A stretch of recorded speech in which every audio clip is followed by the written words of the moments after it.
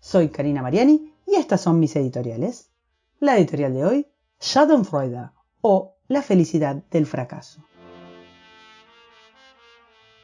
Schadenfreude es una palabra alemana que se usa para describir cuando alguien experimenta satisfacción por el sufrimiento, la infelicidad o la humillación del otro. Si lo pensamos, es como la evolución de la envidia, que no es placentera. Es la alegría del fracaso ajeno. Cuando esta satisfacción por el fracaso del otro se transforma en filosofía política, cuando la Schadenfreude es un programa de gobierno, tiene lógica que los gobernantes no busquen el crecimiento, el desarrollo o la realización de los ciudadanos, sino propagar socialmente ese regodeo en la derrota. El camino hacia el totalitarismo tiene una narrativa, tiene esta narrativa. No es sencillo convencer a las personas de que la miseria, la decadencia y el desacierto son deseables. Así que cuando un programa de gobierno no tiene otra cosa que ofrecer más que un horizonte como el venezolano o el cubano, lo que hace es distraer la atención, haciendo hincapié en las desigualdades que produce el mérito para lograr que sea algo humillante. Es necesario que las personas no reparen en los estragos del socialismo. Es vital que no posen sus ojos en el hambre y la tortura que sufren sus hermanos de la región. Es necesario fomentar no solo el odio al triunfo, sino la alegría del fracaso externo. Es necesario poner bajo sospecha al exitoso y glorificar su caída. Pero esto tiene que estar latente en la sociedad. Es posible que el rechazo al éxito obedezca a un mecanismo de defensa producto de la ansiedad que origina la frustración de no poder alcanzar aquello que se desea. Se pone en marcha, en esos casos, una distorsión cognitiva que lleva a las personas a diluir su propia responsabilidad, atribuyéndole los fracasos a factores extrínsecos. La culpa es el otro. Acá aparece una muy actual batalla contra el mérito, que no es nueva ni exclusiva de nuestro señor presidente. Basada en una realidad que es palpable, existe una desigual atribución de posesiones y facultades entre los individuos que hace que no todos estemos en igual situación de partida. Según él, dada esta desigualdad de base que no nos permite aprovechar las oportunidades de idéntica forma, es menester que los resultados que se obtienen con ellas se repartan entre todos los individuos de la sociedad. ¿Y quién mejor para hacer esa repartija si no es Papá Estado? En efecto, quienes andan a los tiros contra la llamada meritocracia sostienen que para poder hacer real la igualdad de oportunidades se debe remediar esta desigualdad de partida aplicando la consabida discriminación positiva, o, como gustan en llamarla actualmente de manera disimulada, acciones afirmativas. Proponen, pues, una asignación equitativa de los resultados que no dependa de algo tan aleatorio como las capacidades naturales o la herencia, cosas tan desigualmente repartidas. ¿Pero cómo hacer? ¿Podríamos cortarle una pierna a Messi y distribuirla entre quienes son horribles jugando al fútbol? ¿Deberíamos obligar a una escultural modelo a engordar? ¿Cómo redistribuiríamos el cerebro de un genio matemático? Y acá viene otra pregunta. ¿Por qué haríamos algo así? ¿Deseamos acaso una sociedad donde nadie destaque? ¿Una sociedad sin los excepcionales? ¿Buscamos un mundo sin prodigios del arte, sin voluntades extraordinarias que hagan la diferencia? ¿Queremos matar la diferencia? Bueno, aparentemente sí. Casi no existe discurso o plataforma política que no tenga como meta la búsqueda de la igualdad. Y no hablamos acá de la igualdad ante la ley, que esa está garantizada en la Constitución, no hagamos trampita. Hablamos del igualitarismo como objetivo político y económico. Una búsqueda de igualación que atraviesa corrientes de pensamientos, estéticas arquitectónicas, modas indumentarias y hasta consignas estudiantiles. ¿Qué quieren combatir los organismos supranacionales? La desigualdad. ¿Cuál es el objetivo de toda política pública? Terminar con la desigualdad. ¿Cuál es el ideal al que aspiran las democracias en el estado de bienestar? Corregir las desigualdades. El discurso igualitario es el gran triunfo del socialismo del siglo XXI y asumamos que lo tenemos tallado en los huesos.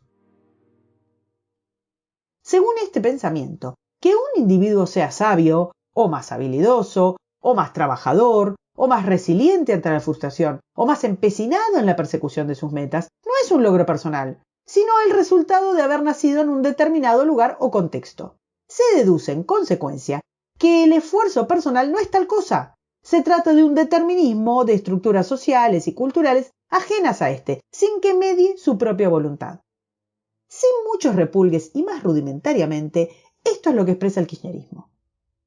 Según esta interpretación, la meritocracia sirve para eludir la responsabilidad de la sociedad en la generación de desigualdades. Y la competencia no solo genera desigualdad, sino altos niveles de infelicidad y de frustración entre los no ganadores, cosa que los empuja justificadamente a la delincuencia o a la violencia.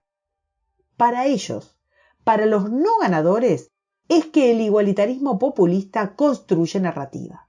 Pero no una narrativa luminosa, porque esto significaría poner fe en el individuo. Suenen alarmas, dijimos individuo, no, mi viejo. Acá todo tiene que ser colectivo y por eso vamos a poner odio al que destaque. El igualitarismo señala y condena como traidor al que destaca, porque el éxito, según ellos, no es suyo. El éxito es del colectivo y si el individuo se lo apropia, lo está robando. Para que veamos cuán internalizado tenemos este guiso filosófico, traigamos acá a una vieja conocida, la justicia social. La idea de que una sociedad justa no es la que provea estricta igualdad ante la ley, sino la que subsane la desigualdad en los resultados generados por la tómbola de habilidades y el determinismo socioeconómico. Esto nos lleva al cuento de la buena pipa. Veamos. Pensemos en el siguiente experimento. Borramos todo de un plumazo y generamos una sociedad donde todos los recién nacidos tuvieran igual salud, educación, consumo cultural, acceso al capital, seguridad e idénticos niveles de amor en el hogar. Cero ventajas, todos iguales. Cuando largue a funcionar esta sociedad, va a haber méritos, o sea, premios desiguales. Conforme a lo que hayamos considerado merituable, va a haber ganadores por talento, por belleza, por destreza física, etc. ¿Cómo hacemos para que los hijos de los ganadores no tengan la cancha inclinada a favor en virtud del éxito acumulado? ¿Deberíamos impedir que el éxito previo constituya una ventaja futura? ¿Cómo obstruir que los padres más exitosos traspasen el capital cultural o material a sus hijos? No hay justicia social sustentable. No existe, es solo una coartada manipuladora. La cancha siempre va a estar inclinada porque siempre va a haber desigualdad en los resultados. Y no siempre nos va a parecer justo. Una enfermera va a ganar menos que un tenista estrella.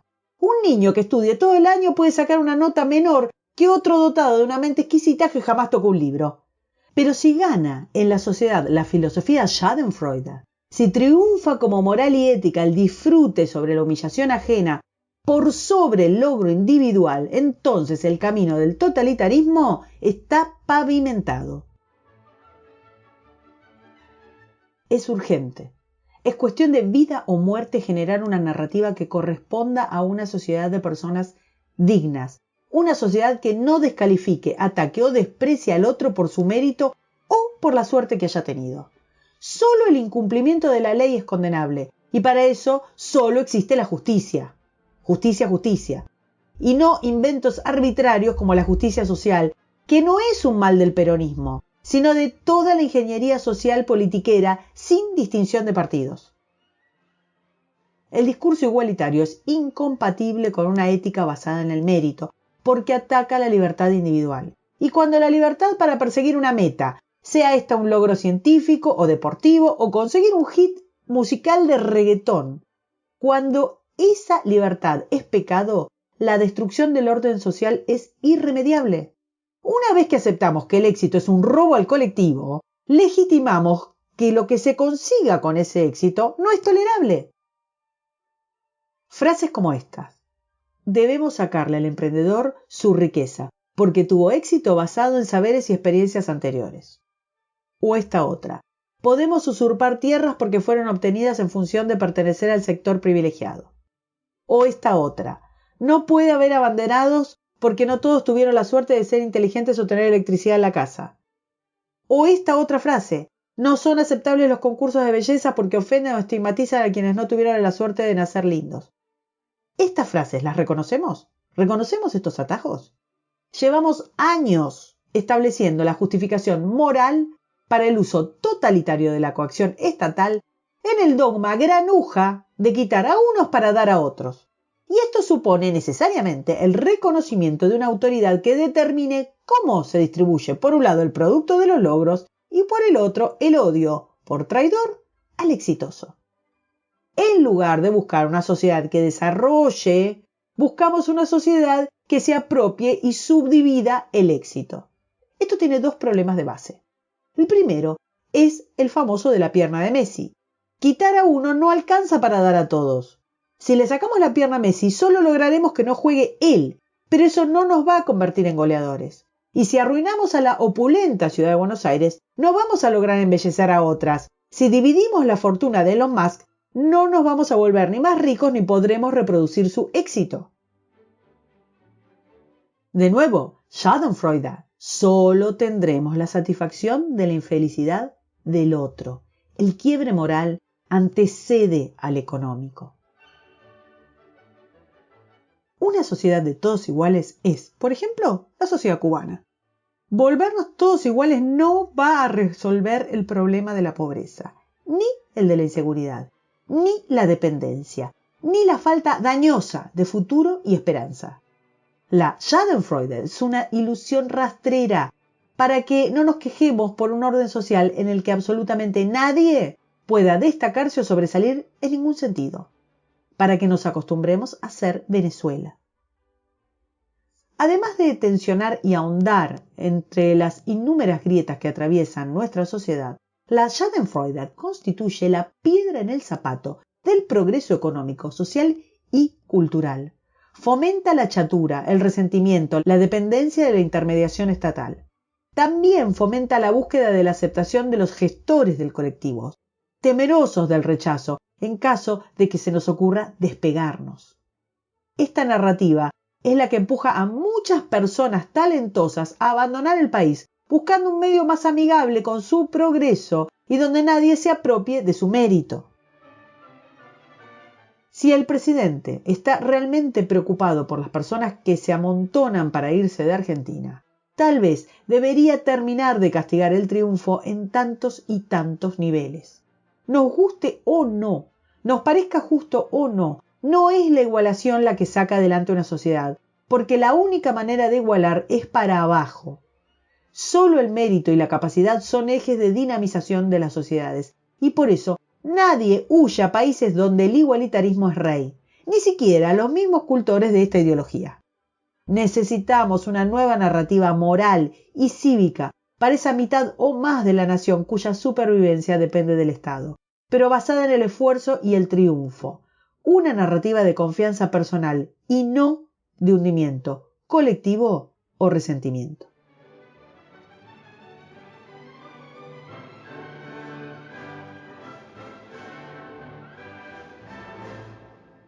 Para escuchar las editoriales del domingo, suscríbete, compartilo, me gustealo y nos vemos en la próxima. Gran abrazo.